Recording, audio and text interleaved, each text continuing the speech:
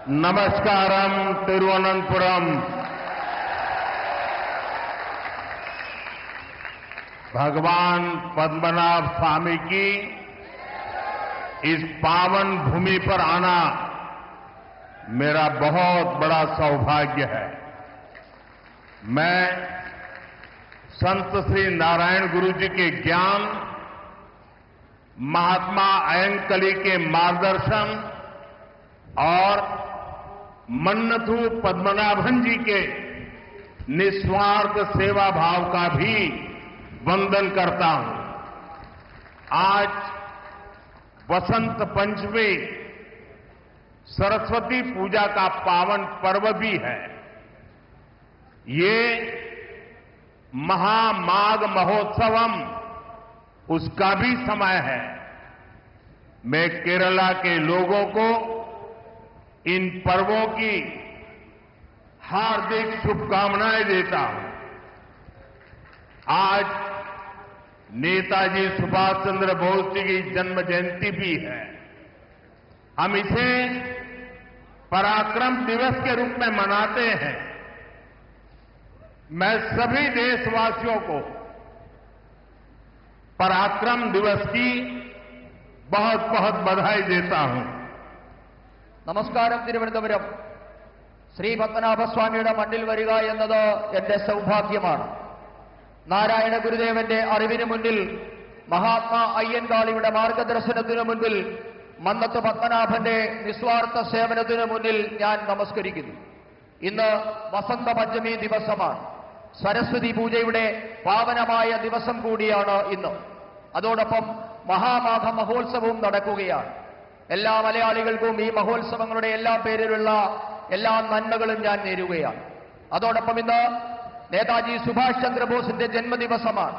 ഇന്ന് രാജ്യം അദ്ദേഹത്തിന്റെ ജന്മദിന ദിവസത്തെ പരാക്രമ ദിവസം എന്ന പേരിലാണ് ആഘോഷിക്കുന്നത്. രാജ്യത്തെ എല്ലാവർക്കും നേതാജിയുടെ ജന്മദിനമായ പരാക്രമ ദിവസത്തിന്റെ ആശംസകളും ഞാൻ നേരുകയാണ്. मुझे लगता है कोई इफेक्ट आ रही है। जो माइक वाले हैं जरा उसको ठीक करें। മൈക്ക് ये संगीत पार्टी में तो इको इफेक्ट चाहिए, यहां क्या जरूरत है? समझाइए इनको। പറയുന്ന പരിഭാഷപ്പെടുത്തുന്നത് വളരെ ഇഫക്റ്റീവ് ആയിട്ട് കേൾക്കുന്നില്ല, നല്ല രീതിയിൽ കേൾക്കുന്നില്ല. മൈക്ക് ഒന്ന് അഡ്ജസ്റ്റ് ചെയ്യാനാണ്. എക്കോ കുറച്ചാൽ മതി. എക്കോ. मैं मेरा भाषण शुरू करने से पहले आज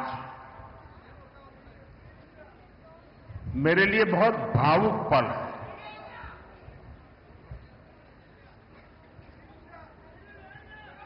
लाखों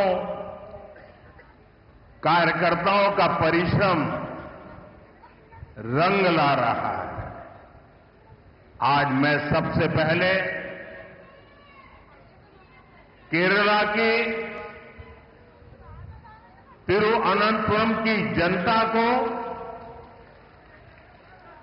हमारे लाखों समर्थकों को, साथियों को मेरा भाषण शुरू करने से पहले बहुत ही आदरपूर्वक नमन करना चाहता हूं। ഇന്ന് ഈ തിരുവനന്തപുരത്തെ ലക്ഷക്കണക്കിന് പ്രവർത്തകരുടെ ഏറെക്കാലത്തെ പ്രയത്നം നിറമണിഞ്ഞിരിക്കുകയാണ്. ഞാൻ എന്റെ പ്രസംഗം തുടങ്ങുന്നതിന് മുൻപ് തിരുവനന്തപുരത്തെ ജനങ്ങൾക്ക്, ലക്ഷക്കണക്കിന് വരുന്ന ഭാരതീയ ജനതാ പാർട്ടിയുടെ പ്രവർത്തകർക്ക് എല്ലാവർക്കും ഏറെ ആദരപൂർവ്വം ഞാൻ നിങ്ങൾക്ക് എല്ലാവർക്കും എന്റെ സാദര നമസ്കാരം അർപ്പിക്കുന്നു.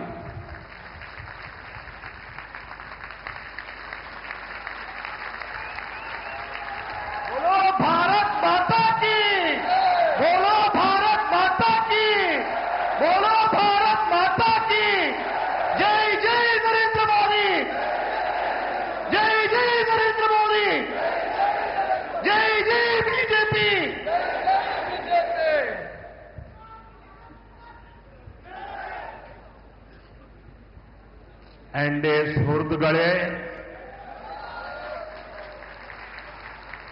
मैं जब भी केरला आता हूं आपका स्नेह, आपका स्वागत गर्मजोशी से भरा होता है और आज आपका उत्साह और भी स्पेशल है। आज मुझे यहां एक नई ऊर्जा दिख रही है।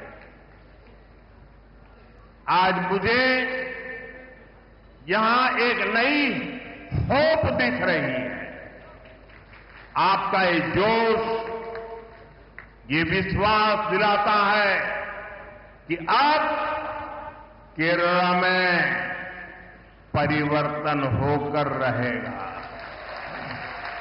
സുഹൃത്തുക്കളെ, और साथियों,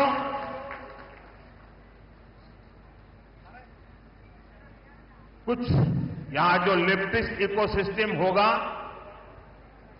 उनको शायद आज मेरी बात गले नहीं उतरेगी,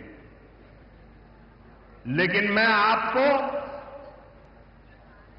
बड़ी मजबूती के साथ, तथ्य और तर्क के साथ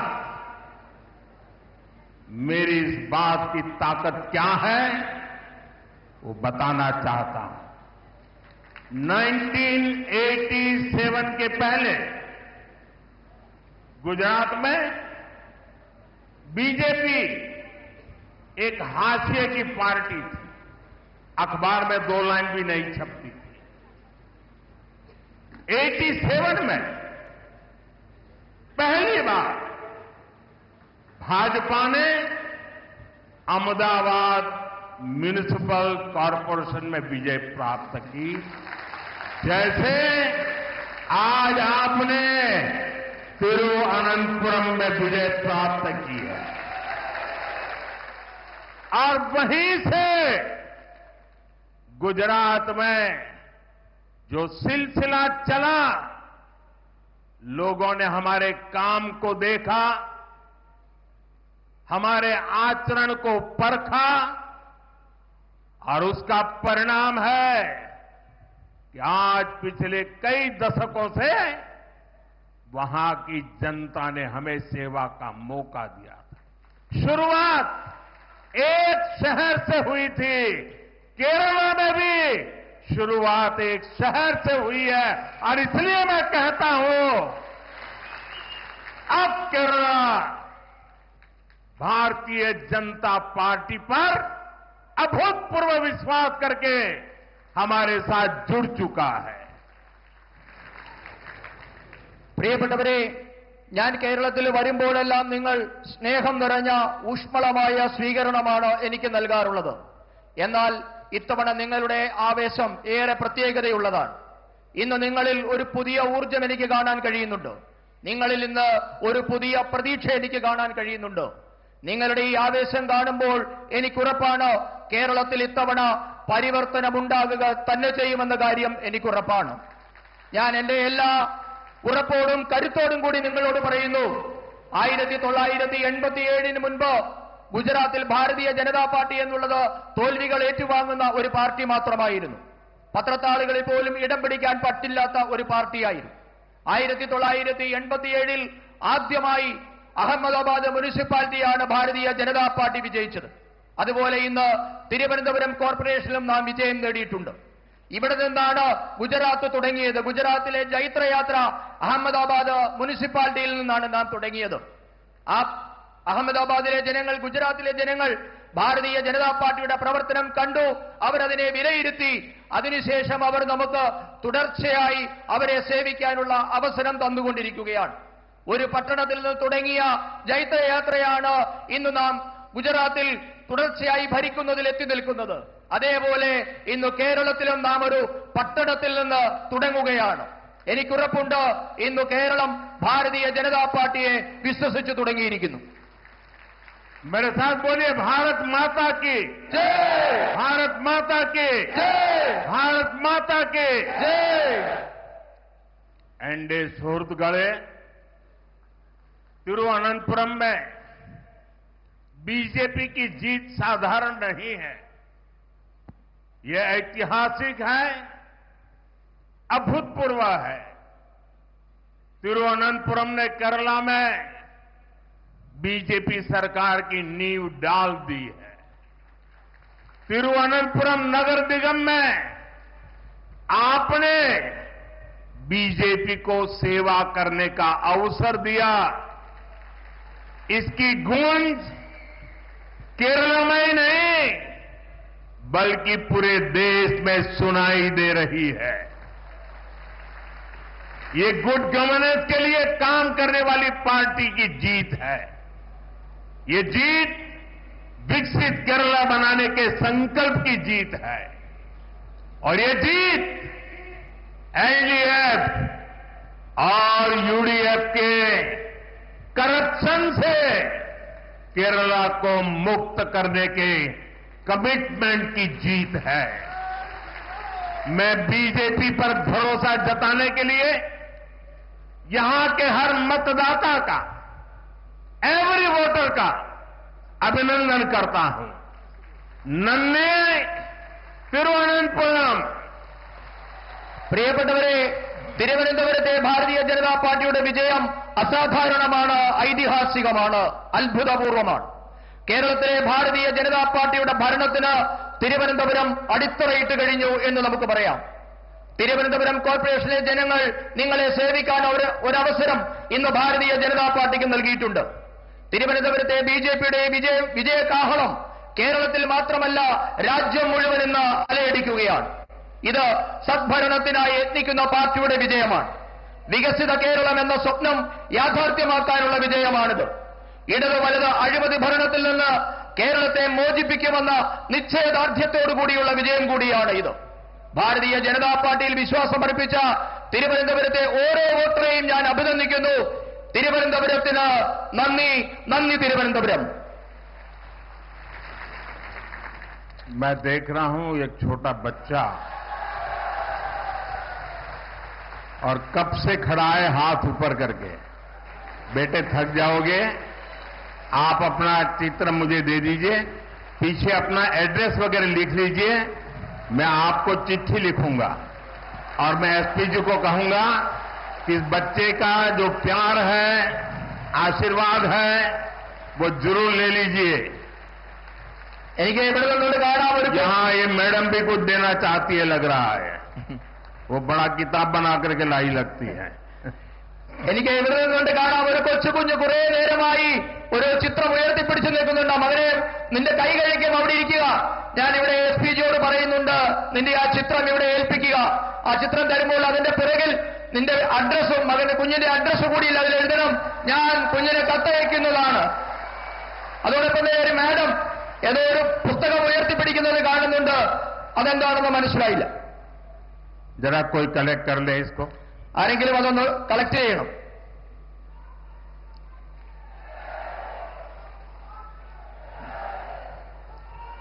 मैं जानता हूं, मैं देश भर में जहां भी जाता हूं, बहुत से युवा, बहुत से बालक अपनी भावना प्रकट करते हैं और मैं जानता हूं कि इसके बाद कुछ मुझको विशेष प्रेम करने वाले लोग भांति भांति के रील बनाते हैं. कोई इसको प्री प्लान बड़ा ड्रामा है ऐसा कहते हैं. ये सारी गालियां मैं सुनता हूं. क्यों? क्योंकि मैं आपके प्यार को समझता हूं. इन छोटे छोटे बच्चों की भावनाओं को समझता हूं और इसलिए रील बनाने वालों की गालियां तो खाता रहूंगा, लेकिन अगर किसी बच्चे ने 2 दिन 3 दिन इस प्रकार से प्यार से मेहनत की है, मैं उसका अपमान नहीं कर सकता, मैं इसको दुखी नहीं कर सकता हूं. रील जितने ही बनने हैं बन ले. जनता के प्रति मेरी जो जिम्मेवारी है और जनता का मेरे प्रति जो भाव है, वो इन रील से हजारों लाखों गुना अधिक ताकतवर है. ഞാൻ രാജ്യത്തെ എല്ലായിടത്തും പോകുന്നിടത്ത്, രാജ്യത്തെ വിവിധ പരിപാടിയിൽ പങ്കെടുക്കുന്നിടത്ത് എല്ലായിടത്തും യുവാക്കളും കുട്ടികളുമൊക്കെ അവരുടെ സ്നേഹം പല രീതിയിൽ പ്രകടിപ്പിക്കാറുണ്ട്. അവരുടെ സ്നേഹം ചിത്രങ്ങളായും പലവിധങ്ങളായ അവരുടെ ക്രിയേഷനായും അഭിപ്രായമൊക്കെ എനിക്ക് കിട്ടാറുമുണ്ട്. പക്ഷേ അതിനെയൊക്കെ റീൽസിൽ കൂടിയൊക്കെ അപമാനിക്കുന്നവരും ഇതൊക്കെ ഡ്രാമയാണ് എന്ന് പറയുന്നവരുമൊക്കെ ഈ രാജ്യത്തുണ്ട്. അതൊക്കെ അവിടെ നടക്കട്ടെ. പക്ഷേ എന്നെ സ്നേഹിക്കുന്നവരോട്, എന്നെ വിശ്വസിക്കുന്നവരുടെ സ്നേഹത്തെ ഞാൻ ഉപേക്ഷിക്കാൻ ഞാൻ തയ്യാറല്ല. നിങ്ങൾ എത്ര റീൽസ് ഉണ്ടാക്കി അപമാനിക്കാൻ ശ്രമിച്ചാലും നിങ്ങളോട് പറയാനുള്ളത്, നിങ്ങൾ റീൽസ് ഉണ്ടാക്കിക്കൊള്ളൂ. അതിലും എത്രയോ 1000 മടങ്ങാണ് ഈ രാജ്യത്തെ ജനങ്ങൾ എനിക്ക് നൽകുന്ന സ്നേഹം. അവരോട് എനിക്ക് ഉത്തരവാദിത്വമുണ്ട്. അവരുടെ സ്നേഹത്തോട് 1000 മടങ്ങ് എനിക്ക് വിധേയത്വമുണ്ട്. साथियों, तिरुवनंतपुरम के साथ दशकों से एलडीएफ और यूडीएफ ने बहुत अन्याय किया है. लेफ्ट और कांग्रेस ने, करप्शन ने तिरुवनंतपुरम को बेसिक सुविधाओं में भी पीछे रखा. लेकिन अब ऐसा नहीं होगा. यहां बीजेपी की हमारी टीम ने विकसित तिरुवनंतपुरम के विजन पर काम करना शुरू कर दिया है. मैं तिरुवनंतपुरम की जनता से कहूंगा, आप विश्वास रखिए. मारा तदीनी मारूम.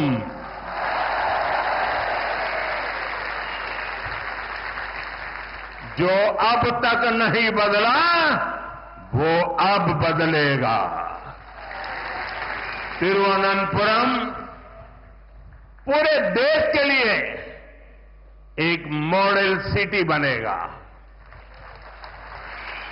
I extend my full support to make Tiruvananthapuram one of the best cities of India.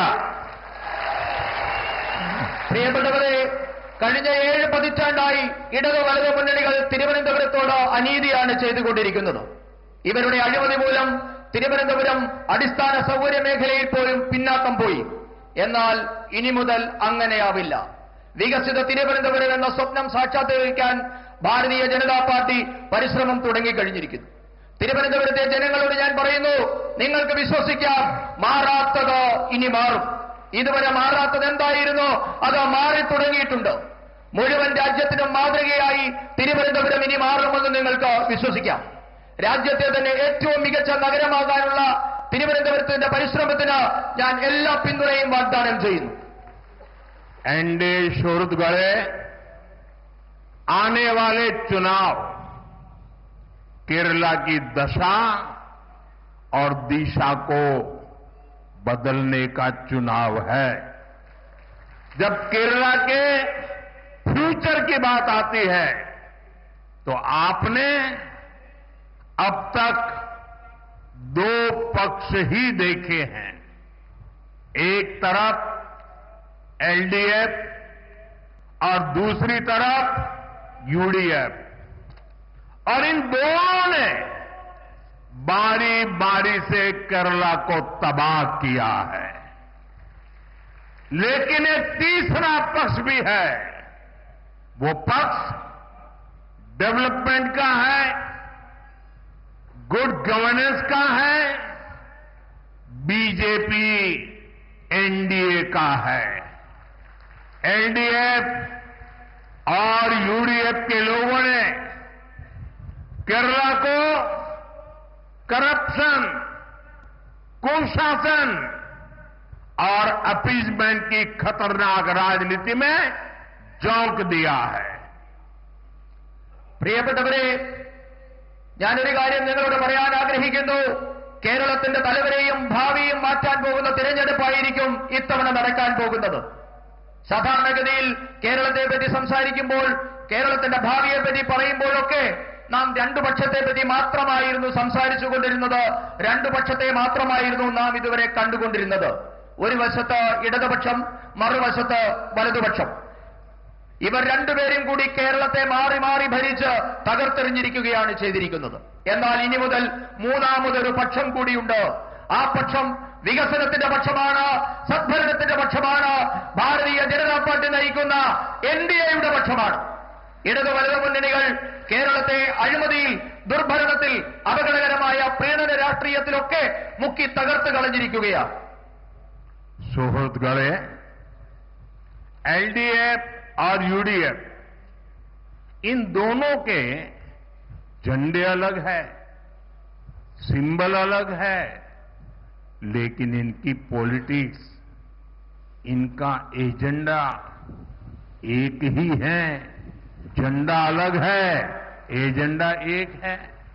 Full corruption, zero accountability, full communalism, zero responsibility.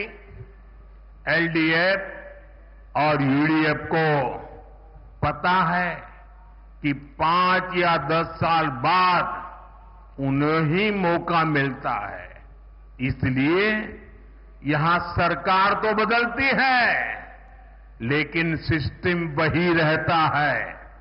अब आपको सही मायने में नई सरकार बनानी है।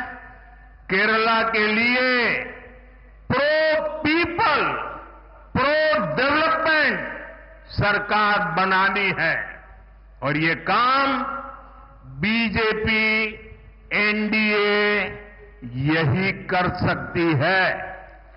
പ്രിയപ്പെട്ടവരെ,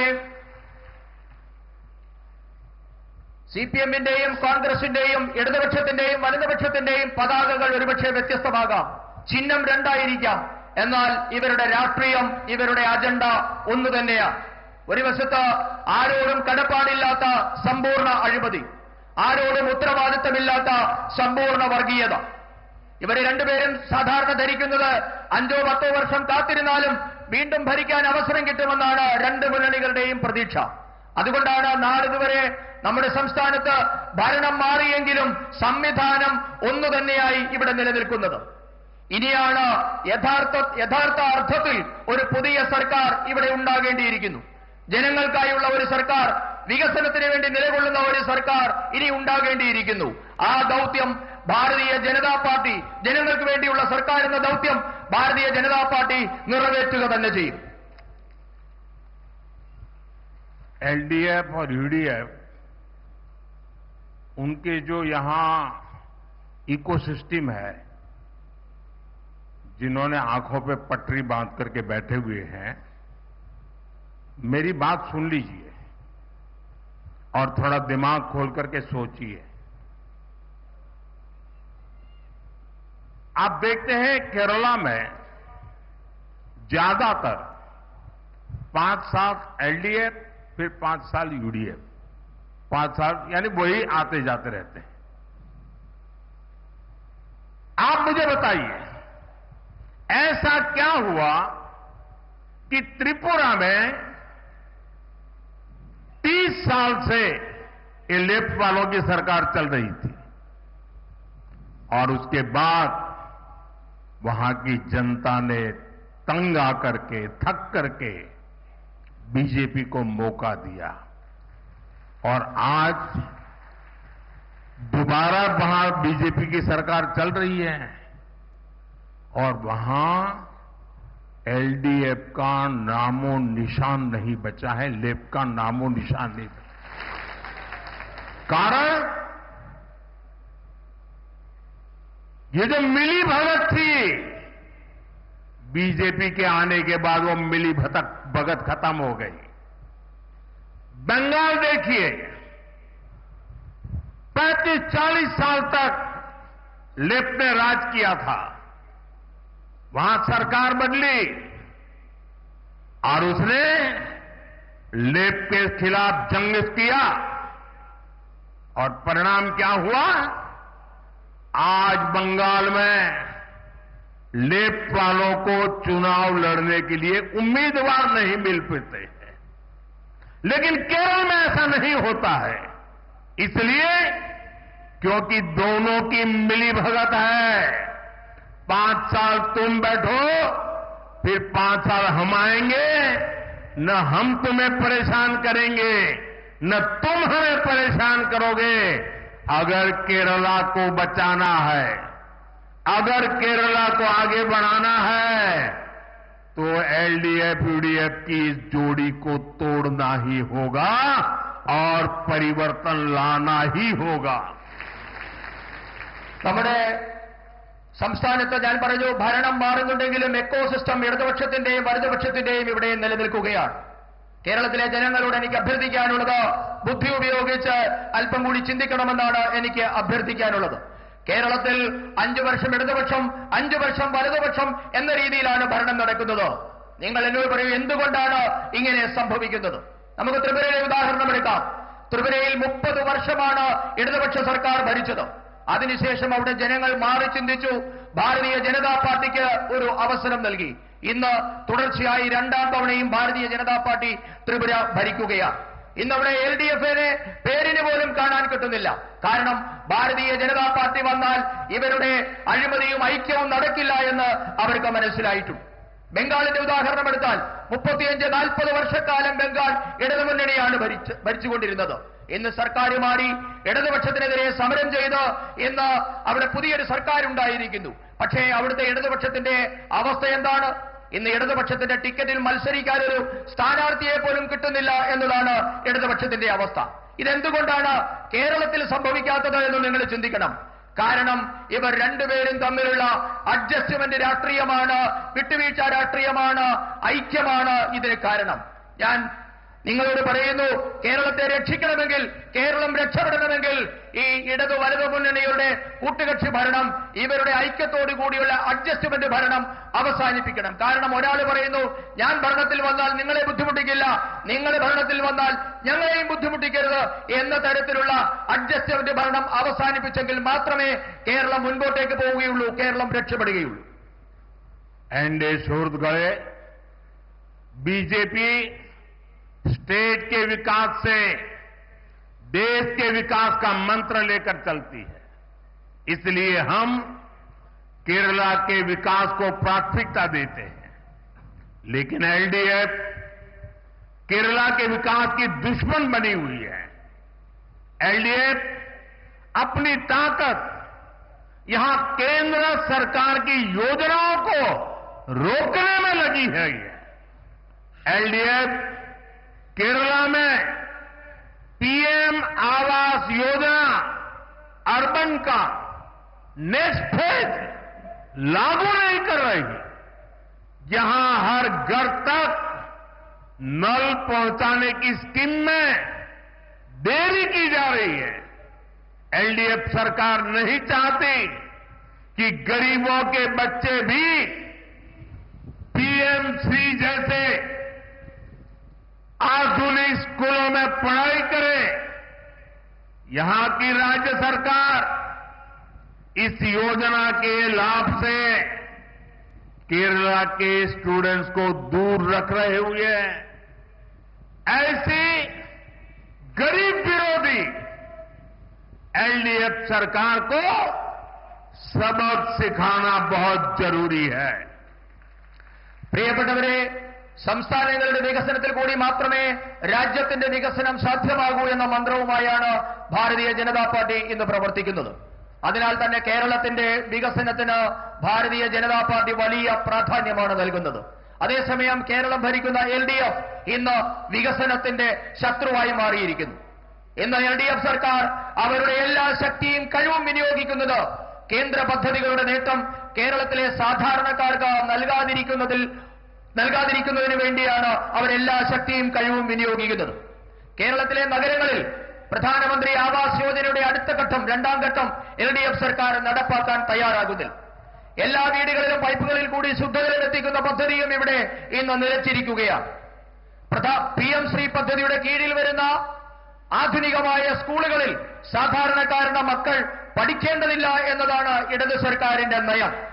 ഈ പദ്ധതിയുടെ നേട്ടങ്ങളിൽ നിന്ന് സംസ്ഥാന സർക്കാർ കേരളത്തിലെ ജനങ്ങളിൽ ഈ പദ്ധതിയുടെ നേട്ടങ്ങൾ സംസ്ഥാന സർക്കാർ കേരളത്തിലെ വിദ്യാർത്ഥികൾക്ക് നിഷേധിക്കുകയാണ്.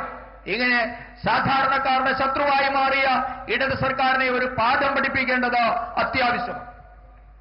സുഹൃത്തുക്കളെ, बीजेपी एनडीए की केंद्र सरकार गरीब का जीवन बेहतर बनाने में जुटी है. इसका एक और उदाहरण हमारे शहरों में रेहड़ी, ठेले, फुटपाथ पर काम करने वाले हमारे भाई बहन है. हमने इन्हें आर्थिक मदद देने के लिए पीएम स्वनिधि योजना बनाई।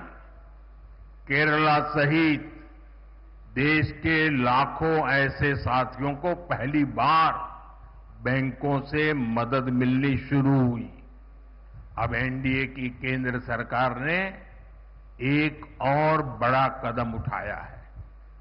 अब स्ट्रीट वेंडर्स को भी बीजेपी सरकार स्वनिधि क्रेडिट कार्ड देगी और इसकी शुरुआत देश भर के लोगों के लिए शुरुआत आज मैंने यहां केरला की धरती से शुरू किया है।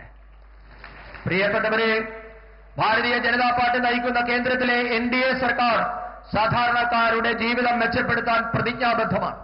ഇതിന് ഏറ്റവും ഒടുവിലത്തെ ഉദാഹരണമാണ് നമ്മുടെ തെരുവ് കച്ചവടക്കാർ, തട്ടുകടക്കാർ, വഴിയോര കച്ചവടക്കാർ എന്നിവർക്കായി കേന്ദ്ര സർക്കാർ നടപ്പാക്കുന്ന വിവിധ പദ്ധതികൾ.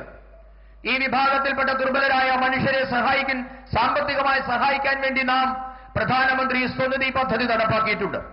കേരളം ഉൾപ്പെടെയുള്ള നാടുകളിലെ ലക്ഷക്കണക്കിന് പാവപ്പെട്ട മനുഷ്യർക്കാണ് ഈ പദ്ധതി മൂലം പ്രയോജനം കിട്ടുന്നത്. ലക്ഷക്കണക്കിന് സാധാരണക്കാർക്ക് പിഎം സ്വനിധി പദ്ധതി വന്നതുമൂലം ബാങ്കുകളിൽ നിന്ന് ആദ്യമായി സഹായം കിട്ടാൻ തുടങ്ങിയിരിക്കുന്നു. ഇപ്പോൾ ഈ പാവങ്ങളെ സഹായിക്കുന്നതിന് വേണ്ടി കേന്ദ്ര സർക്കാർ മറ്റൊരു സുപ്രധാന ചുവട് കൂടി ഇന്ന് വെച്ചിരിക്കുകയാണ്. തെരുവ് കച്ചവടക്കാർക്കും ക്രെഡിറ്റ് കാർഡ് കിട്ടുന്ന പദ്ധതി, ഇവിടെ ഈ രാജ്യത്തെ മുഴുവൻ തെരുവ് കച്ചവടക്കാർക്കും പ്രയോജനം കിട്ടുന്ന ഈ പദ്ധതിയുടെ രാജ്യവ്യാപകമായ ഉദ്ഘാടനം അല്പസമയം മുമ്പ് കേരളത്തിന്റെ ഈ പത്മനാഭന്റെ മണ്ണിൽ വെച്ചാണ് ഞാൻ നിർവഹിച്ചത്.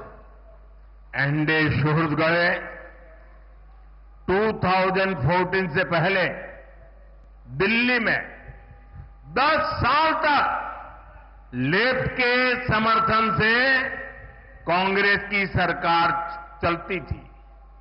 उस दौरान केरला के किसानों या यहां के फिशरमैन के लिए ना लेफ्ट ने कुछ किया और न ही कांग्रेस ने कुछ किया। दिल्ली में सरकार में बैठे थे तब भी नहीं किया। किसानों के नाम पर जो झूठे पैकेज घोषित होते थे उसका पैसा कांग्रेस और लेफ्ट के लोगों की जेब में पहुंच जाता था।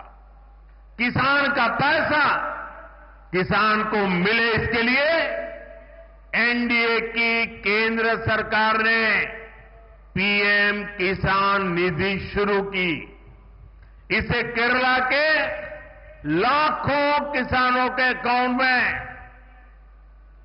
13,000 करोड़ 13,000 करोड़ रुपए सीधे मेरे केरल के किसान भाई बहनों के खाते में जमा हुए हैं। एलडीएफ और यूडीएफ के लोग चाहकर भी इस पैसों को लूट नहीं सकते। പ്രിയപ്പെട്ടവരെ, 2014 മുൻപുള്ള 10 വർഷക്കാലം ഇടതുപക്ഷത്തിന്റെ പിന്തുണയുള്ള കോൺഗ്രസ് സർക്കാരായിരുന്നു കേന്ദ്രം ഭരിച്ചിരുന്നത്. ഈ കാലയളവിൽ കേരളത്തിലെ സാധാരണക്കാരായ കർഷകർക്കോ മത്സ്യത്തൊഴിലാളികൾക്കോ പ്രയോജനം കിട്ടുന്ന ഒരു കാര്യവും ഇടതുപക്ഷത്തിനോ സിപിഐഎമ്മിനോ കോൺഗ്രസിനോ അക്കാലത്ത് ചെയ്യാൻ സാധിച്ചിട്ടില്ല. സർക്കാരിൽ ഇരുന്നപ്പോഴും ചെയ്തിട്ടില്ല, പിന്തുണ കൊടുക്കുന്ന കാലഘട്ടത്തിലും ചെയ്തിട്ടില്ല. കർഷകരുടെ പേരിൽ വ്യാജ വാഗ്ദാനങ്ങളും പാക്കേജുകളും മാത്രമായിരുന്നു അക്കാലത്ത് പ്രഖ്യാപിക്കപ്പെട്ടത്. കർഷകരുടെ പേരിൽ പ്രഖ്യാപിക്കപ്പെട്ട പദ്ധതികളുടെ മുഴുവൻ പണവും ഇടതു വലതു നേതാക്കളുടെ പോക്കറ്റിലേക്കാണ് അക്കാലത്ത് പോയിക്കൊണ്ടിരിക്കുന്നത്. എന്നാൽ കർഷകരുടെ പണം അവർക്ക് തന്നെ കിട്ടണമെന്ന ഭാരതീയ ജനതാ പാർട്ടിയുടെ നിശ്ചയദാർഢ്യത്തെ തുടർന്ന് എൻഡിഎ സർക്കാർ രാജ്യത്തെ കർഷകർക്കായി കിസാൻ സമ്മാൻ നിധിയാണ് ഇന്ന് നടപ്പാക്കിയിട്ടുള്ളത്. ഈ പദ്ധതി മൂലം കേരളത്തിലെ ലക്ഷക്കണക്കിന് വരുന്ന കർഷകരുടെ അക്കൗണ്ടുകളിലേക്ക് 13,000 കോടി രൂപയാണ് ഭാരതീയ ജനതാ പാർട്ടിയുടെ സർക്കാർ നേരിട്ട് അക്കൗണ്ടുകളിലേക്ക് എത്തിച്ചത്. ഈ പണം ഇന്ന് ഇടത് വലതു നേതാക്കൾ വിചാരിച്ചാൽ പോലും മോഷ്ടിക്കാൻ പറ്റത്തില്ല. ആ പറ്റാത്ത തരത്തിലേക്ക് കർഷകർക്ക് നേരിട്ട് പണം എത്തിച്ചിട്ടുണ്ട്. सुहृदगण, फिशरमैन का हित भी एनडीए की प्राथमिकता है। पीएम मत्स्य संपदा स्कीम के तहत केरला को 1400 करोड़ रुपए की मदद मिली है। ये बीजेपी की केंद्र सरकार ही है जिसने फिशरीज के लिए अलग मंत्रालय बनाया है। पहली बार फिशरमैन के लिए भी किसान क्रेडिट कार्ड का बेनिफिट दिया है। हमने फिशरमैन के लिए 5 लाख तक के इंश्योरेंस की सुरक्षा भी दी है। डीप सी फिशिंग के लिए नावों के आधुनिकीकरण के लिए मदद दी है। സുഹൃത്തുക്കളെ, മത്സ്യത്തൊഴിലാളികളുടെ ക്ഷേമമെന്നുള്ളത് എൻഡിഎയുടെ പ്രഥമ പരിഗണനയാണ്. പ്രധാനമന്ത്രി മത്സ്യസമ്പദ യോജന വഴി കേരളത്തിന് 14,000 കോടി രൂപയാണ് കേന്ദ്ര സർക്കാർ നൽകിയത്.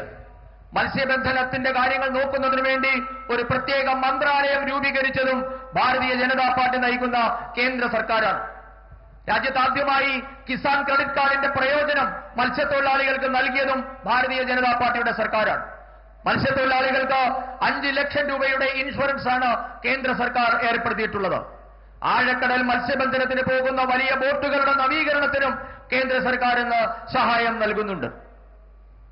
एनडीए सुहृद गए केरला को विकसित बनाने में हमारी युवा शक्ति की बहुत बड़ी भूमिका है, लेकिन कांग्रेस ने यहां की युवा शक्ति के साथ हमेशा धोखा किया। एनडीए के पास केरला के यूथ के लिए रोजगार के अवसर बनाने का रोडमैप है। आज पूरी दुनिया आत्मनिर्भर भारत अभियान में अपने लिए अवसर देख रही है। इसलिए गल्फ हो, यूरोप हो, दुनिया के अनेक देशों के साथ भारत बड़े समझौते कर रहा है। इन समझौतों का बहुत अधिक लाभ केरल को मिल सकता है, लेकिन इसके लिए यहां बीजेपी की डबल इंजन सरकार होना बहुत जरूरी है। പ്രിയപ്പെട്ടവരെ, കേരളത്തിന്റെ വികസനത്തിൽ യുവാക്കളുടെ പങ്ക് വളരെ വലുതാണ്. എന്നാൽ കേരളത്തെ മാറി മാറി ഭരിച്ച 2 മുന്നണികളും കേരളത്തിലെ യുവാക്കളോട് വഞ്ചനയാണ് കാണിച്ചിട്ടുള്ളത്. കേരളത്തിലെ യുവാക്കൾക്ക് തൊഴിലവസരം സൃഷ്ടിക്കാനുള്ള കർമ്മപദ്ധതി എൻഡിഎയുടെ പക്കലുണ്ട്. ഭാരതം നടപ്പാക്കിയ ആത്മനിർഭർ പദ്ധതിയിൽ അവസരം കിട്ടുമോ എന്ന് ഇന്ന് ലോകം മുഴുവൻ ഉറ്റുനോക്കുകയാണ്. ലോകത്തിലെ വിവിധ രാജ്യങ്ങളുമായി, അത് മധ്യേഷ്യയിലെ ഗൾഫ് രാജ്യങ്ങളാകട്ടെ, യൂറോപ്പ് ആകട്ടെ, അവരുമായൊക്കെ നയതന്ത്ര ബന്ധങ്ങളിലൂടെ ഭാരതം ഇന്ന് വലിയ വലിയ കരാറുകളിൽ ഒപ്പിടുകയാണ്. ഈ കരാറുകളുടെ ഒക്കെ ഗുണം കേരളത്തിനും കിട്ടേണ്ടതാണ്. പക്ഷേ അത് സാധ്യമാകണമെങ്കിൽ കേരളത്തിലും ഒരു ഇരട്ട എഞ്ചിൻ സർക്കാർ ഉണ്ടാകേണ്ടത് വളരെ വളരെ അത്യാവശ്യമാണ്.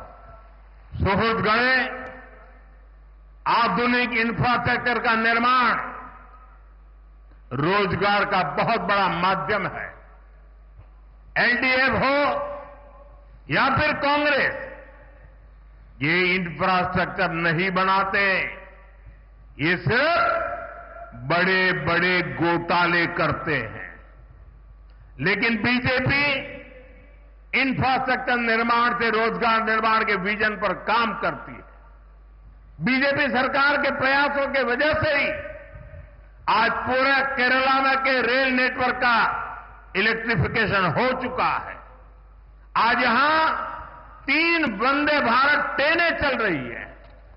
थोड़ी देर पहले ही अनेक नई अमृत भारत एक्सप्रेस ट्रेनें भी शुरू की गई है।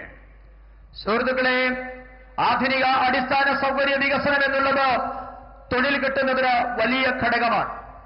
പക്ഷേ ഇടതാകട്ടെ വലുതാകട്ടെ കേരളത്തിന്റെ അടിസ്ഥാന സൗകര്യ വികസനം നടപ്പാക്കുന്നതിൽ ഒരു ശ്രദ്ധയും കാണിച്ചിട്ടില്ല. പകരം വലിയ വലിയ അഴിമതികളാണ് അവർ ചെയ്തുകൊണ്ടിരുന്നത്.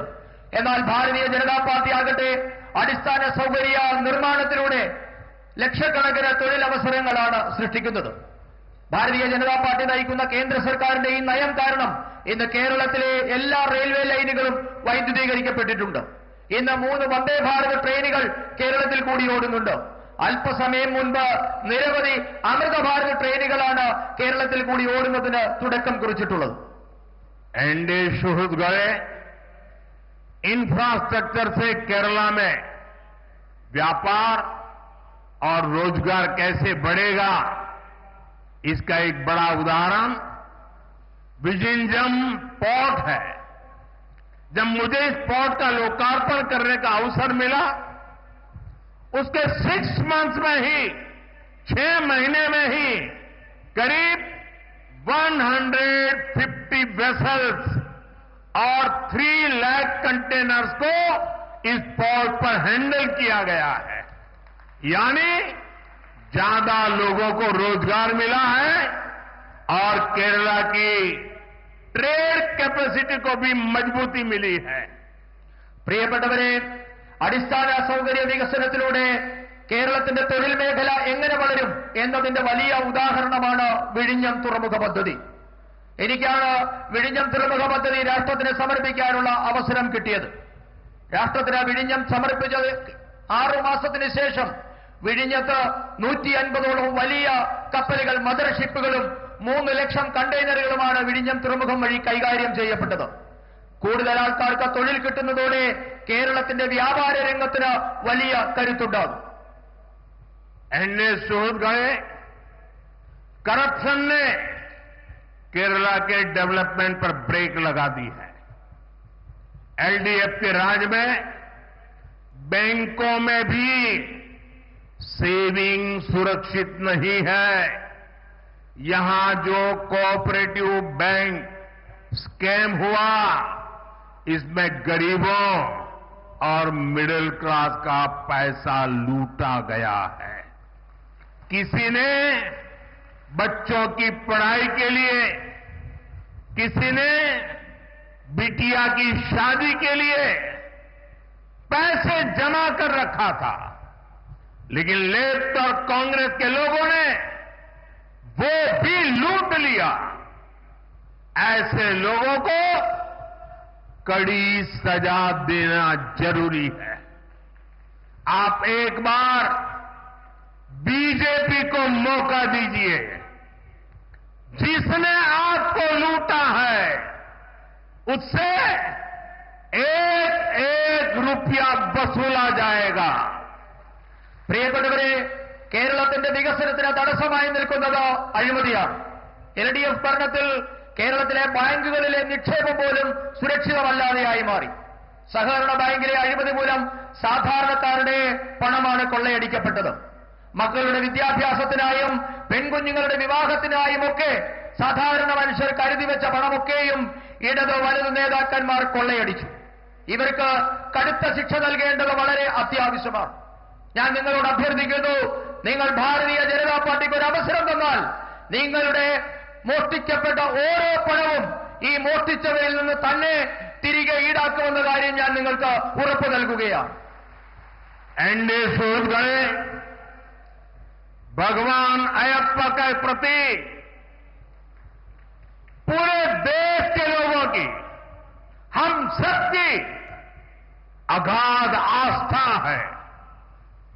लेकिन एलडीएफ सरकार ने सबरीमला मंदिर की परंपराओं को नुकसान पहुंचाने में कोई कसर नहीं छोड़ी है. अब यहां गोल्ड के चोरी होने की खबरें आ रही है. मंदिर में से, भगवान के पास से गोल्ड की चोरी, सोने की चोरी. मैं एक बात स्पष्ट कहना चाहता हूं, यहां बीजेपी सरकार बनते ही आरोपों की पूरी जांच होगी और दोषियों की जगह जेल में होगी. और ये मोदी की गारंटी है. പ്രിയപ്പെട്ടവരെ, രാജ്യം മുഴുവൻ മാത്രമല്ല, നമുക്കെല്ലാവർക്കും ഭഗവാൻ അയ്യപ്പനോട് ഈ രാജ്യം മുഴുവൻ അഗാധമായ ഭക്തിയും വിശ്വാസവുമാണുള്ളത്. എന്നാൽ ശബരിമലയുടെ മഹത്തായ പാരമ്പര്യത്തെ, വിശ്വാസത്തെ തകർക്കാൻ കിട്ടിയ ഒരവസരവും പാഴാക്കാത്തവരാണ് ഇന്ന് കേരളം ഭരിക്കുന്ന ഇടതുമുന്നണി സർക്കാർ. ഇപ്പോൾ ശബരിമലയിൽ നിന്നും സ്വർണ്ണക്കൊള്ളയുടെ വാർത്ത പുറത്തു വരികയാണ്. ഒരു കാര്യം ഞാൻ വ്യക്തമാക്കാൻ ആഗ്രഹിക്കുന്നു. ഭാരതീയ ജനതാ പാർട്ടി കേരളത്തിൽ സർക്കാർ ഉണ്ടാക്കും. അങ്ങനെ ഭാരതീയ ജനതാ പാർട്ടിയുടെ സർക്കാർ ഉണ്ടായാൽ മുഴുവൻ ആരോപണങ്ങളെക്കുറിച്ചും നാം അന്വേഷണം നടത്തും. ഇപ്പോൾ ആരോപണ വിധേയരായിട്ടുള്ള മുഴുവൻ ആൾക്കാരും അവരുടെ വാസന മുതൽ ജയിലിലാകുമെന്ന കാര്യവും ഞാൻ ഉറപ്പു പറയുകയാണ്. ഇതാണ് മോദിയുടെ ഗ്യാരണ്ടി. एनडीए सुहृदगणे, मैं आपको कांग्रेस से भी सावधान करने आया हूं. कांग्रेस के पास विकास का कोई एजेंडा नहीं है. कांग्रेस आज माओवादियों से ज्यादा कम्युनिस्ट और मुस्लिम लीग से भी ज्यादा कम्युनल हो गई है. इसलिए देश में आज कांग्रेस को एमएमसी यानी मुस्लिम लीगी माओवादी कांग्रेस कहा जा रहा है. इसलिए आपको कांग्रेस से भी बहुत सतर्क रहना है. ये मुस्लिम लीगी माओवादी कांग्रेस के लोग केरला को अपनी लैब बना रहे हैं. कांग्रेस यहां केरला में भी कट्टरपंथियों को बढ़ावा दे रही है.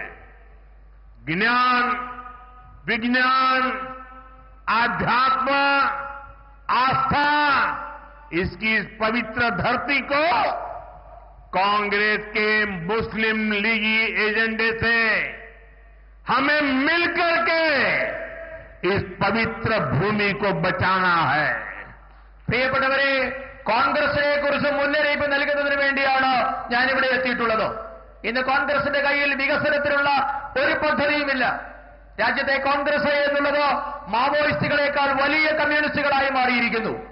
മുസ്ലിം ലീഗിനേക്കാൾ വലിയ വർഗീയവാദികളായി കോൺഗ്രസ് മാറിയിരിക്കുന്നു.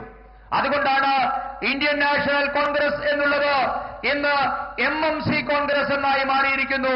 മുസ്ലിം ലീഗ് മാവോയിസ്റ്റ് കോൺഗ്രസ് എന്നാണ് ഇന്ന് രാജ്യത്തെ കോൺഗ്രസ് അറിയപ്പെടുന്നത്.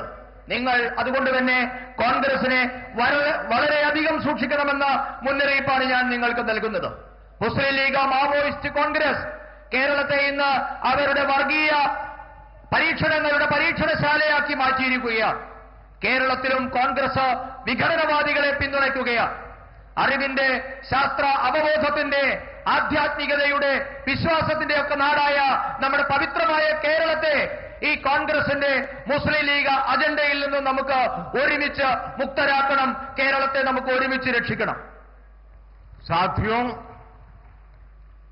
विकसित केरलम के लिए अब बड़े फैसले का समय आ गया है. अब केरला को नई पॉलिटिक्स चाहिए. 21st सेंचुरी के पहले 25 इयर्स तो चले गए, खत्म हो गए हैं. आने वाले 25 इयर्स के इसमें केरला को विकसित बनाने के लिए अब बीजेपी को डिसाइसिव मैंडेट चाहिए. इसलिए मैं केरला के लोगों से कहूंगा, यही समय है, सही समय है. Now is the time for विकसित Keralam. Now is the right time for NDA government. आइए बीजेपी के साथ केरला में विकास के नए युग की शुरुआत करें. പ്രിയപ്പെട്ടവരെ, ഇപ്പോൾ വികസിത കേരളം സാധ്യമാക്കാനുള്ള സമയമാണ് സമാഗതമായിരിക്കുന്നത്. ഇതിനായി കേരളത്തിന് ഒരു പുതിയ രാഷ്ട്രീയം ആവശ്യമാണ്. 21ാം നൂറ്റാണ്ടിന്റെ ആദ്യ 25 വർഷങ്ങൾ കടന്നുപോയിരിക്കുന്നു. അടുത്ത 25 വർഷത്തിനുള്ളിലെങ്കിലും കേരളത്തെ വികസിതമാക്കണമെങ്കിൽ ഉറച്ച തീരുമാനം ആവശ്യമാണ്. അതുകൊണ്ട് ഞാൻ കേരളത്തോട് പറയുന്നു, ഇതാണ് ശരിയായ സമയം, ഇതാണ് സമയം. കേരളത്തിൽ മാറ്റം കൊണ്ടുവരാനുള്ള യഥാർത്ഥ സമയം ഇതാണ്. വികസിത കേരളം സൃഷ്ടിക്കാനുള്ള സമയമാണ് ഇപ്പോഴുള്ളത്. NDA സർക്കാരിനുള്ള ശരിയായ സമയമാണിത്. വരൂ, നമുക്ക് ഒരുമിച്ച് ഭാരതീയ ജനതാ പാർട്ടിക്കൊപ്പം അണിചേർന്ന് കേരളത്തിന്റെ വികസനത്തിന് പുതിയൊരു തുടക്കം കുറിക്കാം. मेरे साथ बोलिए, भारत माता की ജയ്. आप रहने दीजिए. भारत माता की, भारत माता की, भारत माता की. आज नेताजी सुभाष बाबू की जन्म जयंती भी है और वंदे मातरम के 150 साल. मेरे साथ बोलिए, वंदे वंदे वंदे वंदे वंदे वंदे वंदे वंदे वंदे. बहुत बहुत धन्यवाद.